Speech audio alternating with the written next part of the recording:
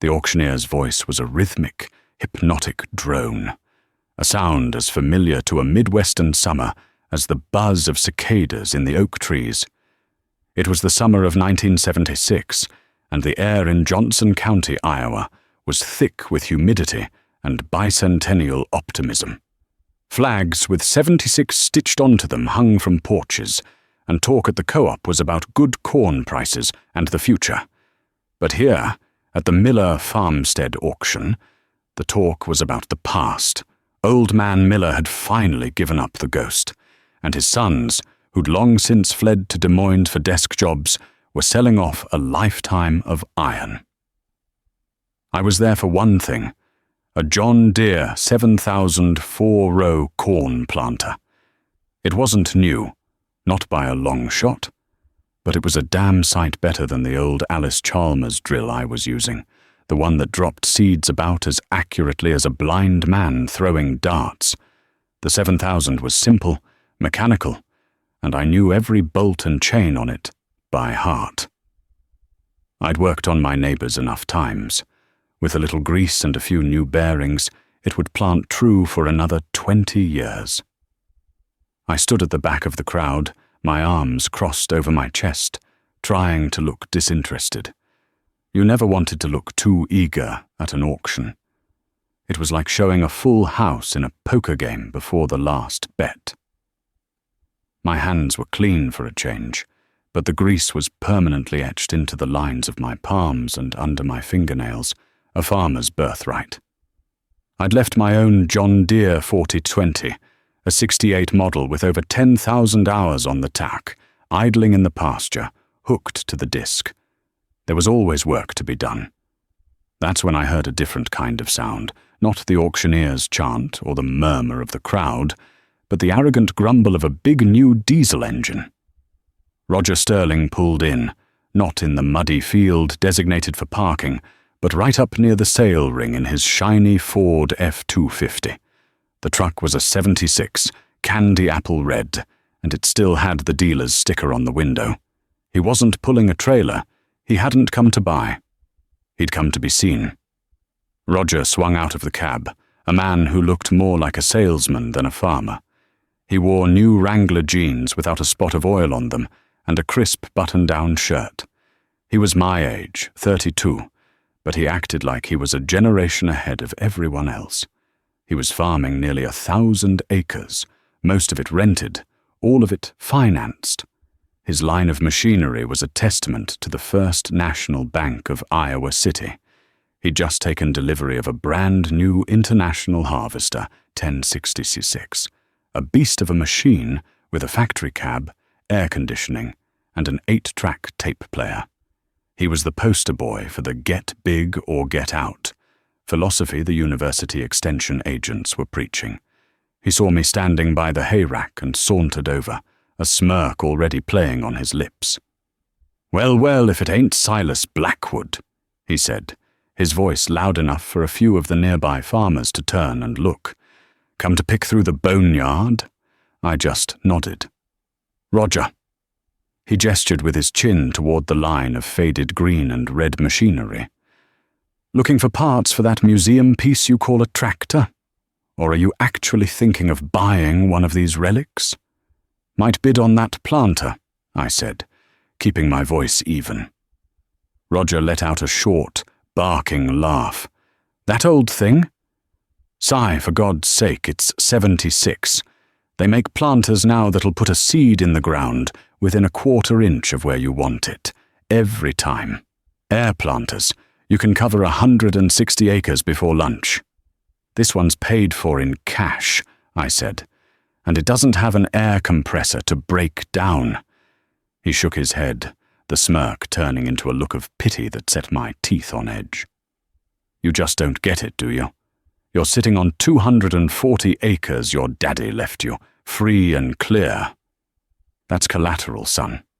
That's leverage. The bank is handing out money. Land's going up 10% a year. You could be farming 500 acres by next spring. But you're here, trying to save a few $100 on a worn-out planter." He leaned in closer, his voice dropping to a conspiratorial whisper. "They're calling you cheap, Si. The boys down at the coffee shop. They say you're too scared to make a real go of it. Still farming like it's 1955. My jaw tightened.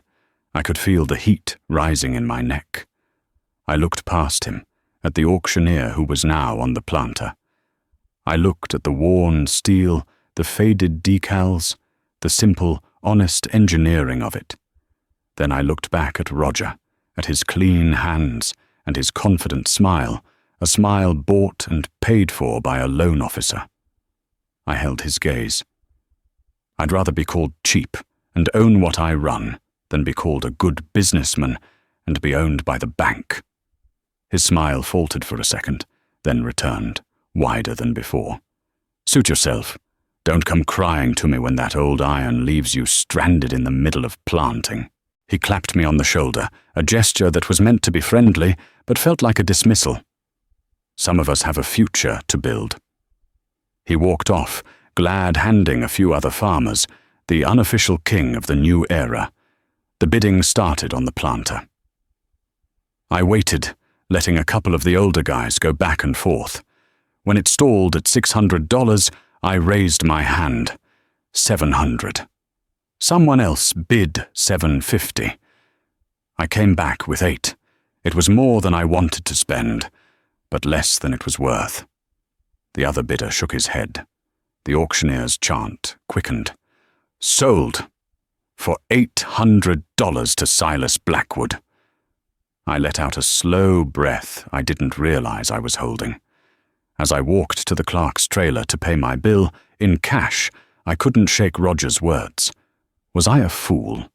Was I letting pride and a fear of debt hold me back from a golden opportunity? The whole world seemed to be moving in his direction, a world of easy credit, bigger machines, and endless growth. Now, before we get into the grease and the grit of what happened next, I've got to ask you all something. Have you ever known a man like me, who trusts his own two hands and a paid-for title over a banker's promise? Or are you on Roger's side, believing you have to spend money to make money, that you have to take risks to get ahead? Let me know down in the comments which man you think had it right back in '76, because the answer, and the price that was paid for it, might surprise you. The new-to-me John Deere planter worked like a charm for 2 seasons. I tore it down that first winter in my shop, a single-car, garage-sized building my grandfather had built with a dirt floor and one bare bulb hanging from a rafter. I replaced the disc openers, checked every bearing, and calibrated the seed plates until it was dropping kernels with military precision. It was slow, sure, only 4 rows at a time, but it was mine. Every acre I planted, every bushel I harvested, belonged to me and me alone. But Roger's words, like a burr under a saddle blanket, never quite went away. He was right about one thing. My old iron was a liability. My 40-20 was the heart of my operation. That straight-six diesel engine was a legend, a symphony of controlled power. I knew its every sound, from the low, lazy rumble at idle to the full-throated roar when the governor kicked in under a heavy load. I could tell by the color of the smoke what it needed, whether it was running rich or burning a little oil. But it was old, and old things break. It happened in the spring of '78. I was in the back 80, trying to get my last field of corn in the ground before a big rainstorm the weatherman was promising.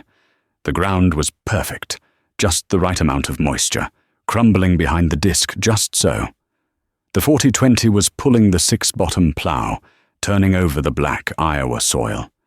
The sun was warm on my back, and for a moment I felt a deep sense of peace. This was what it was all about. Then came the sound. It wasn't loud. It was a sharp, metallic crack, like a rifle shot muffled by a blanket, followed immediately by a catastrophic loss of power and a series of deep, ugly clunks from the engine block. The tractor shuddered to a halt, and a plume of thick, white smoke billowed from the exhaust stack, smelling acrid and final. My heart sank into the soles of my boots. I knew that sound. I knew that smell. I killed the ignition, but the engine was already dead. I climbed down from the seat, my knees feeling weak. A dark, viscous slick of oil was already spreading on the tilled earth beneath the engine. I knelt and looked. There it was. A jagged hole in the side of the engine block, about the size of my fist. A connecting rod had let go. It had punched right through the cast-iron wall, destroying the block, the crank, the piston, everything. The engine was junk. I stood up and looked across the field. My farm was at the end of a long gravel road. You could see for miles, and in the distance, maybe 2 miles away, I could see a cloud of dust. It was Roger, in his new International 1466, pulling at least an 8-bottom plough, moving twice as fast as I ever could. He was probably listening to the radio in his air-conditioned cab, not a care in the world. And here I was, stranded, with a dead tractor and 80 acres left to plant before the rain. Roger's words came back to me, sharp and clear. Don't come crying to me when that old iron leaves you stranded. For a long moment, I just stood there, the silence of the field broken only by the wind. Despair is a cold, heavy thing. It felt like it was physically pushing me into the dirt. I could call the John Deere dealer in town. They'd be happy to tow the 40-20 in, and happier still to sell me a new 440 on a 5-year note. It would be the easy way out. It was the way Roger would do it. It was the way the whole world was going. But then I looked at my hands, calloused, stained, and capable. My grandfather hadn't borrowed his way through the Depression. My father hadn't borrowed his way through the lean years of the 50s. They had fixed what was broken. They had made do. The thought of signing that banknote, of handing over a piece of my freedom for a quick fix, felt like a betrayal. I walked the 2 miles home. The first thing I did was call my neighbor, Old Man Hemmings, who still farmed with a pair of ancient farmall mims. I asked if I could borrow his bigger M and his 4-bottom plough to finish my field. He agreed, of course. That's how neighbors were. The second thing I did was get out the phone book and start calling the salvage yards. I found one 3 counties over that had a complete diesel engine out of a 40-20 that had been wrecked in a fire. The engine itself was supposedly fine. The price was $1,200. It would take almost every cent I had in my checking account. The next morning, I drove my old grain truck to the salvage yard. The place was a graveyard of ambition, rows and rows of rusted, cannibalized machines. My engine was sitting on a pallet, greasy and forlorn, but the block was sound. I paid the man in cash, and he loaded it onto my truck with a forklift. The work that followed was the hardest I'd ever done. I had to split the tractor. In my dirt floor shop, that meant using bottle jacks, oak blocking, and a heavy chain hoist suspended from the main roof beam. It was a dangerous, delicate balancing act. The front half of the tractor, the engine and the front axle, weighed over 2 tons. The back half, the transmission and final drives, weighed even more. If my blocking slipped, I'd be crushed. For 5 days, I worked from sunup to past sundown. The air in the shop grew thick with the smell of penetrating oil, diesel fuel, and my own sweat.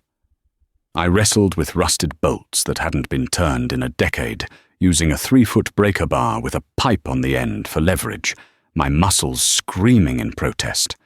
I disconnected the fuel lines, the wiring harness, the hydraulic hoses, labeling each one with a piece of masking tape and a pencil. Finally, inch by painstaking inch, I rolled the front half of the tractor away from the back, exposing the clutch and flywheel. The silence in the shop was broken only by the creak of the hoist and my own ragged breathing. Of course, Roger drove by. He slowed his big red pickup, rolling down the window.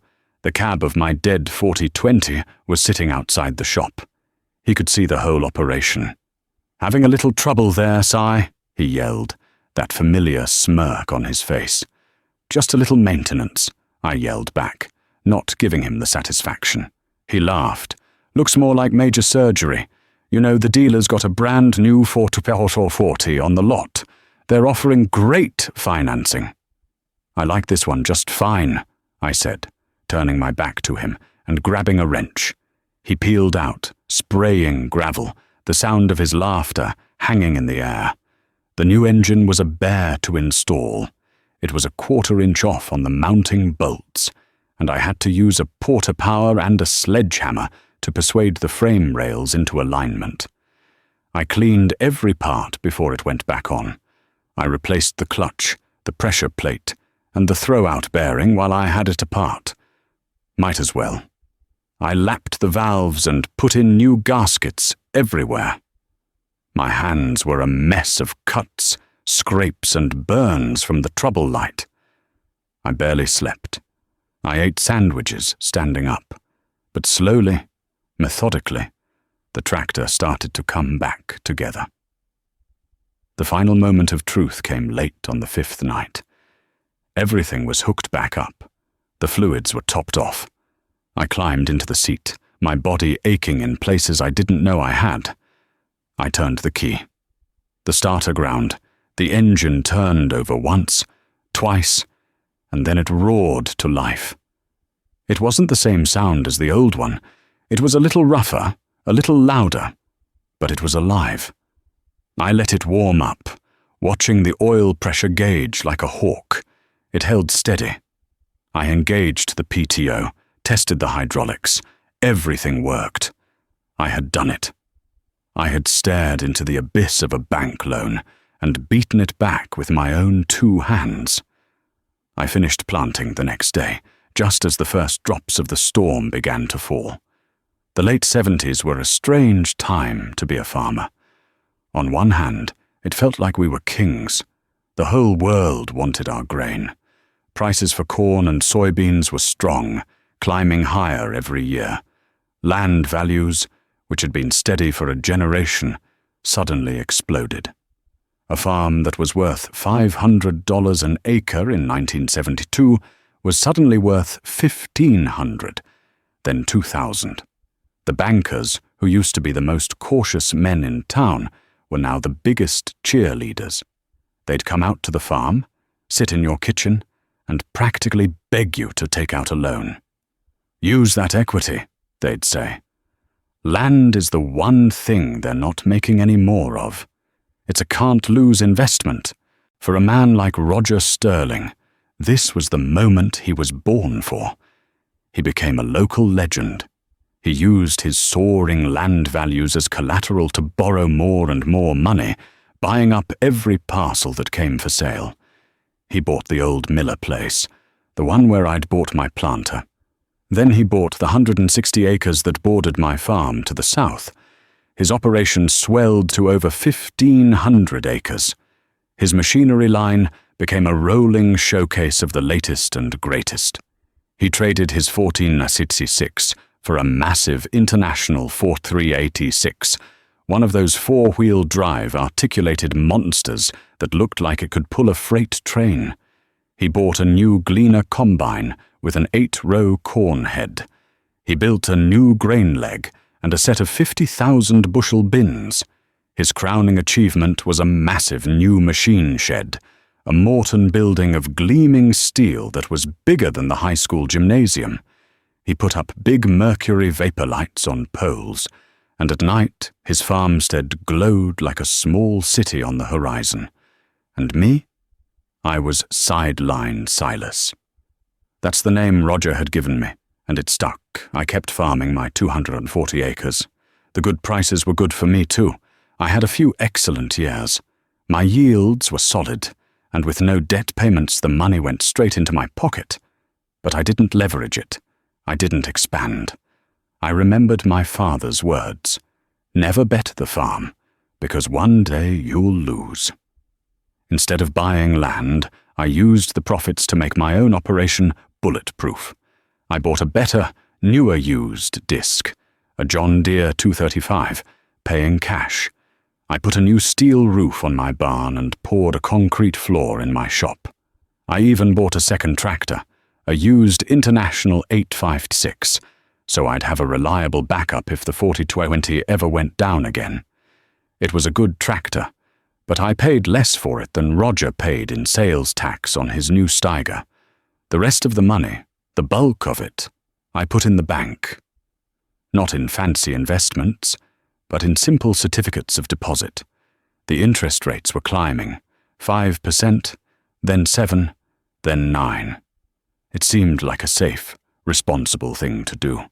The other farmers in the county thought I was crazy. At the co-op, they'd shake their heads.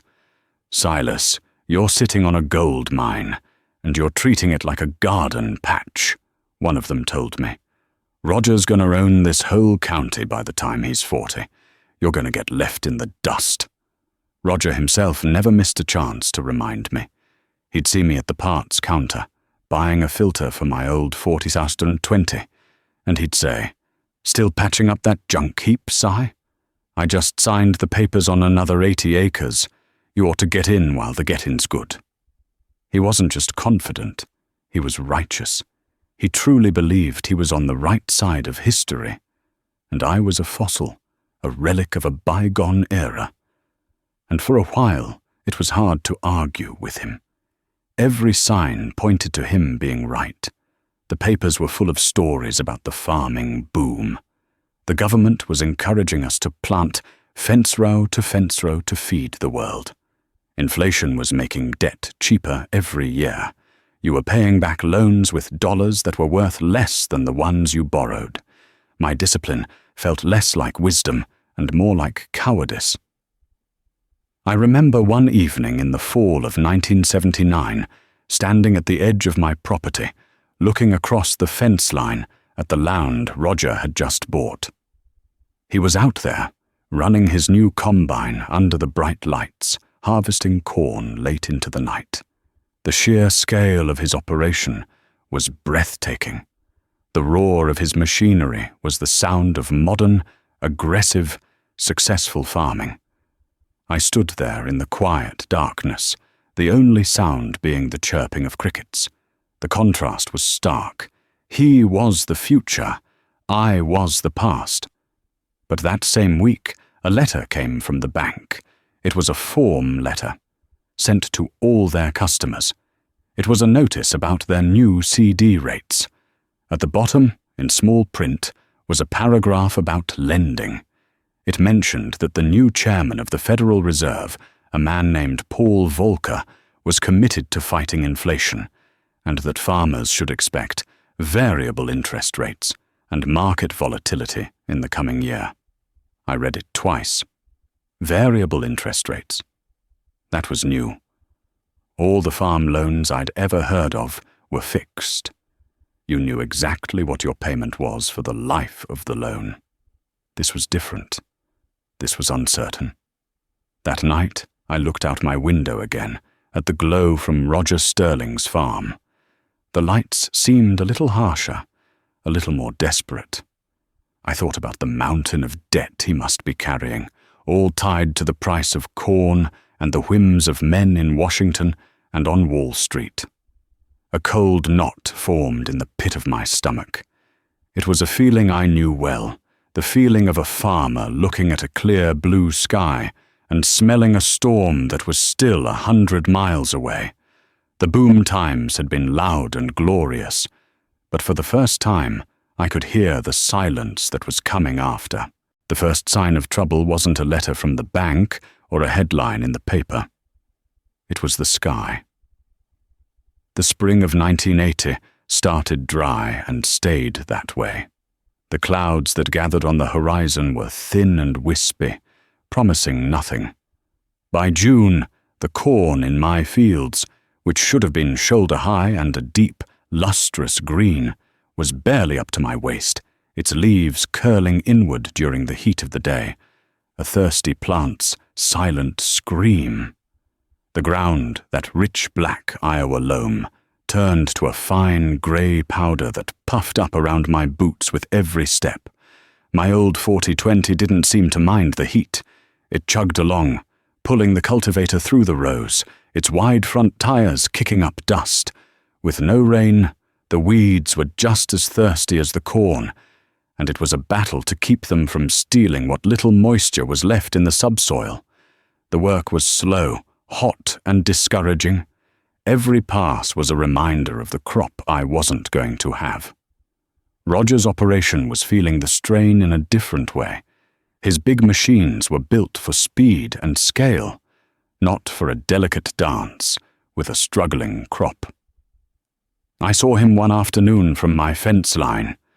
He was cultivating with his massive International 4386, pulling a 12-row cultivator at a speed that was tearing up the dry soil, throwing dirt clods that buried the smaller corn stalks.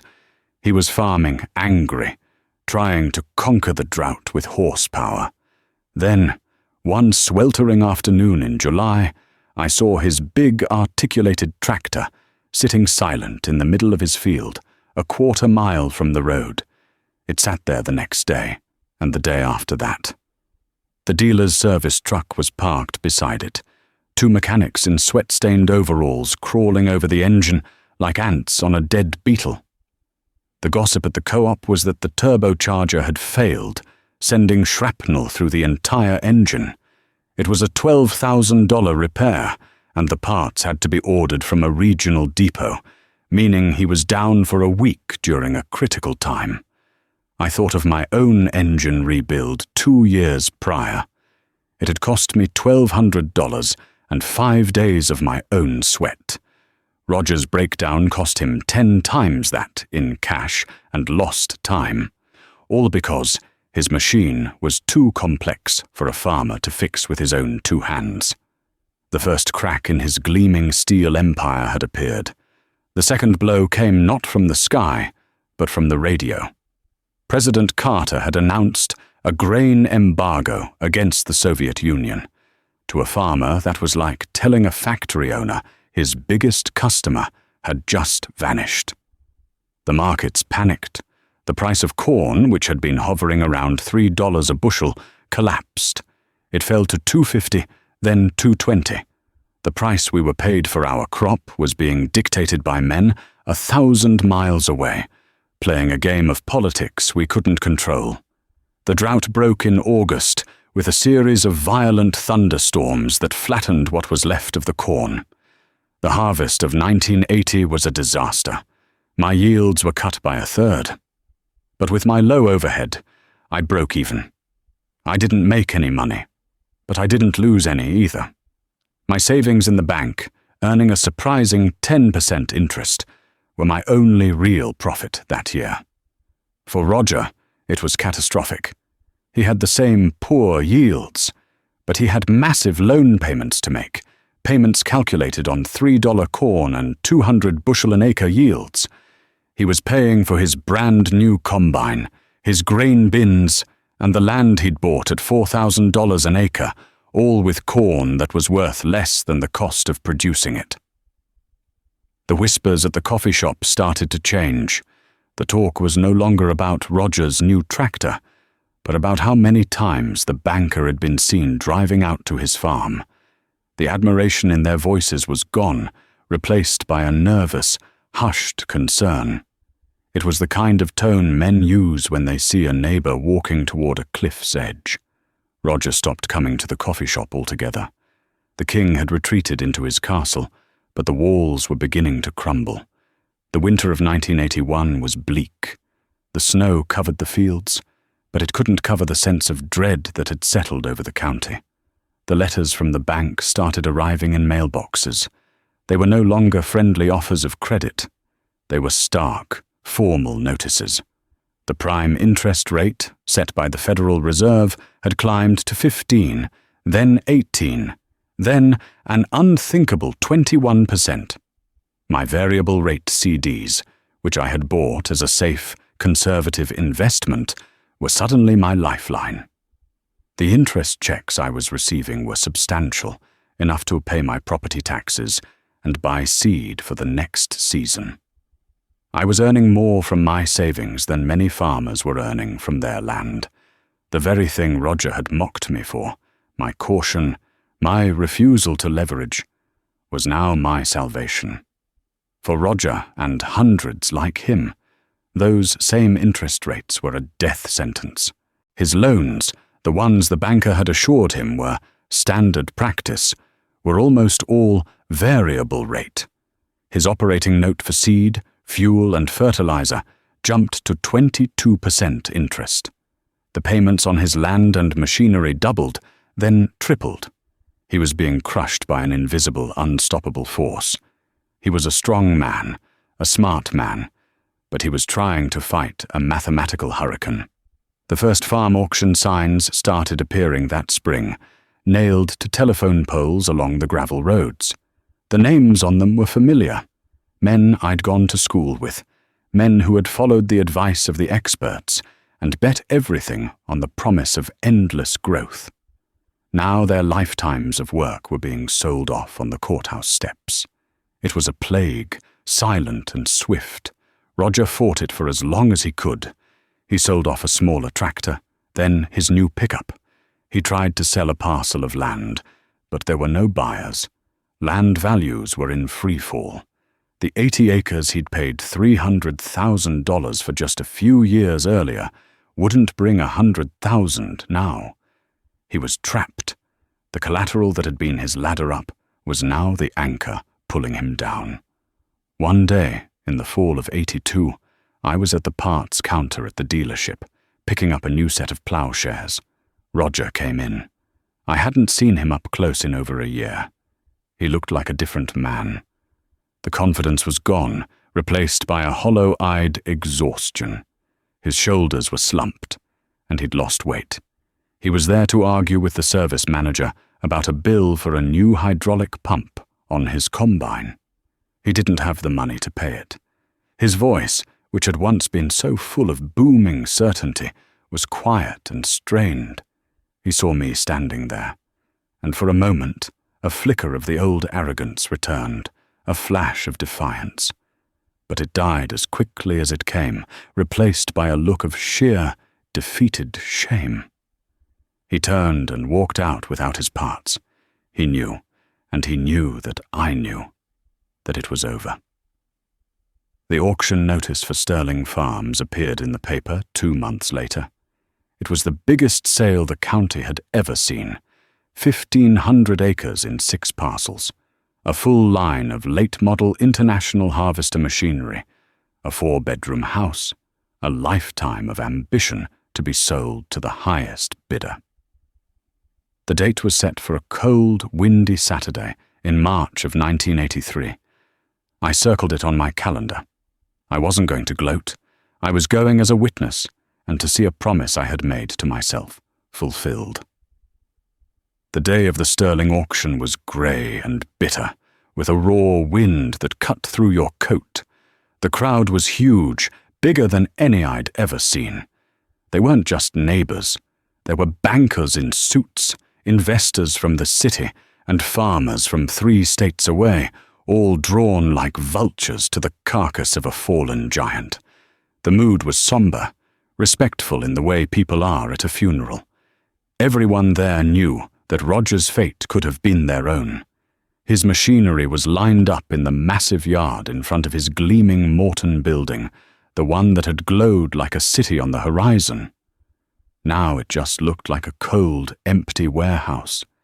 The big International 4386, the Gleaner Combine, the rows of plows and planters, they were all washed and polished, but they looked sad, like orphans waiting for a new home. I saw Roger standing near the house, with his wife and 2 young kids. He was wearing a worn work coat, not the crisp shirts he used to favor. He stared straight ahead, his face a mask of stone, but I could see the muscle twitching in his jaw. His wife was trying to keep the children close, shielding them from the prying eyes of the crowd. It was a brutal, public dismantling of a man's life. The auctioneer started with the small items, the tools from the shop.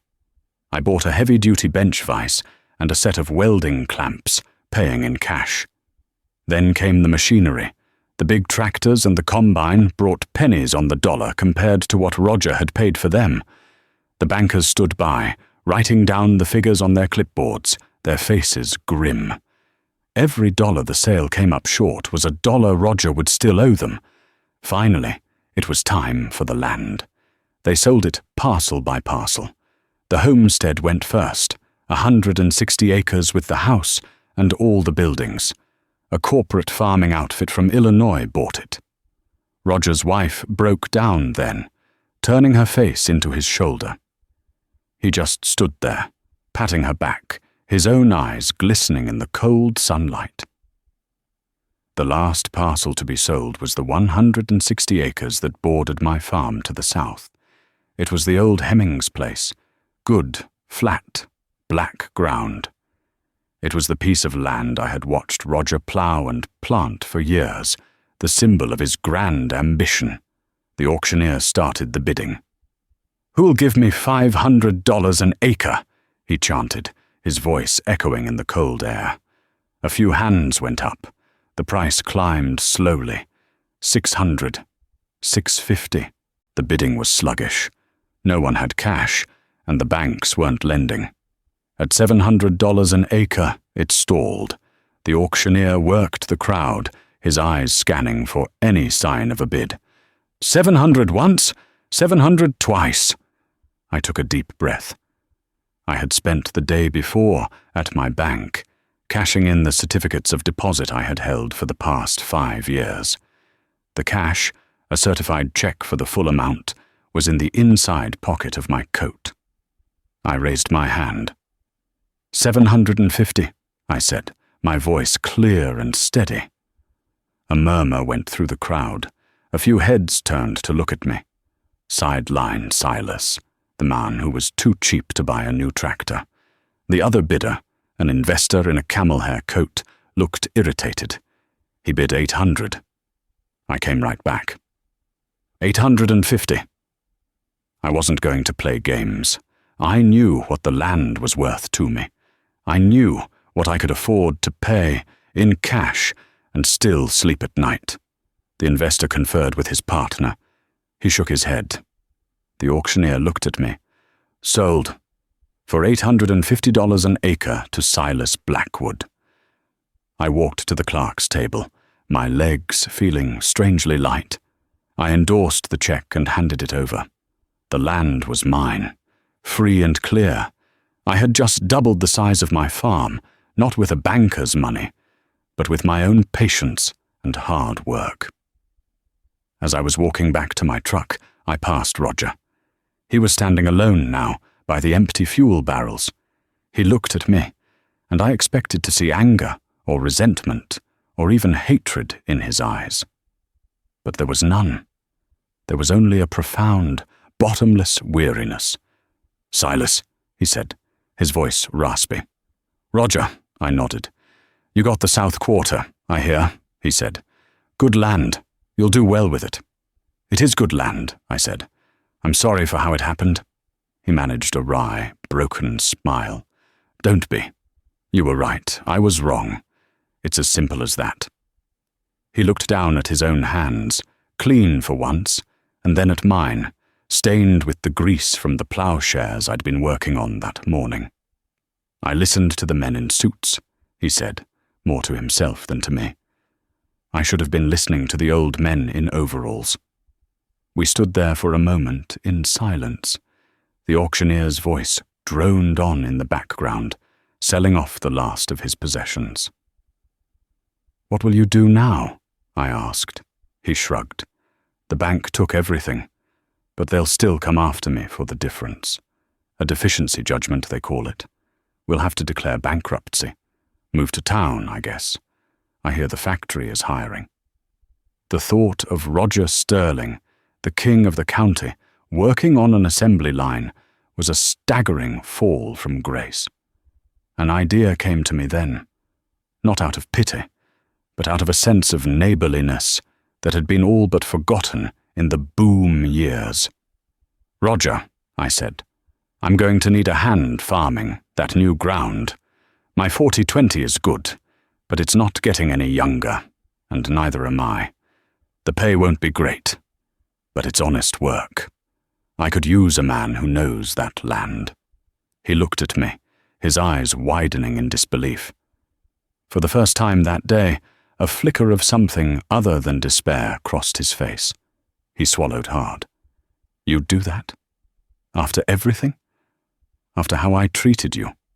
"The past is the past," I said. "This is about getting the crop in."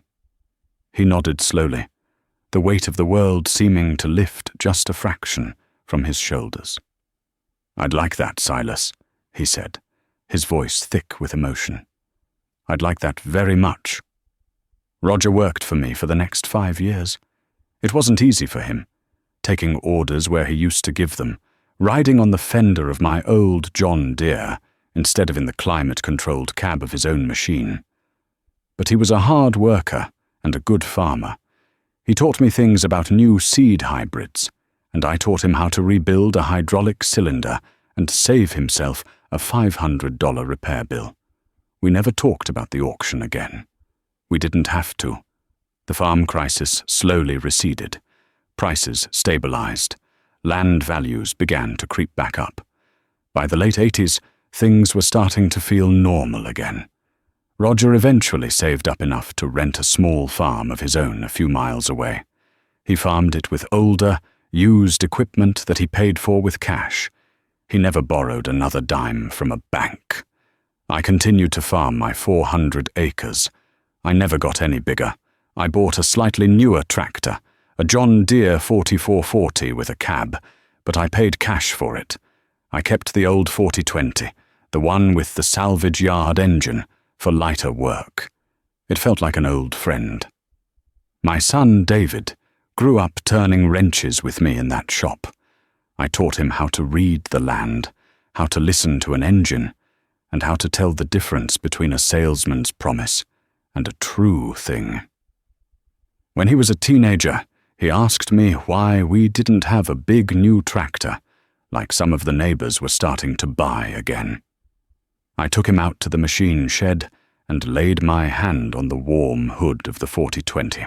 "This old iron," I told him, "it's more than just a tractor. It's a lesson. It teaches you that what you own is worth more than what you owe. It teaches you that your own 2 hands are your most valuable asset. The bankers and the experts will always be there, selling you a shortcut to a future that might never come. But this," I said, patting the faded green paint, "this is real. It'll be here tomorrow. The question is, will you?" He didn't fully understand then, but he would. I see it in him now. He's a young man, farming that same land alongside me. He's cautious, thoughtful. He saves more than he spends. He knows the value of $1 because he's earned it with his own sweat. Sometimes, in the quiet of a summer evening, I stand at the edge of the field, looking out over the rows of corn and beans that stretch across the land that is truly mine. I see the lights of other farms on the horizon, and I remember the bright, arrogant glow of Roger Sterling's farmstead all those years ago. It was a beacon of a future that turned out to be a mirage. My own life has been smaller, quieter. I'll never be the king of the county. But as the sun sets, casting a golden light on the fields I've nurtured my whole life, I know what I am. I am a survivor, and I am free.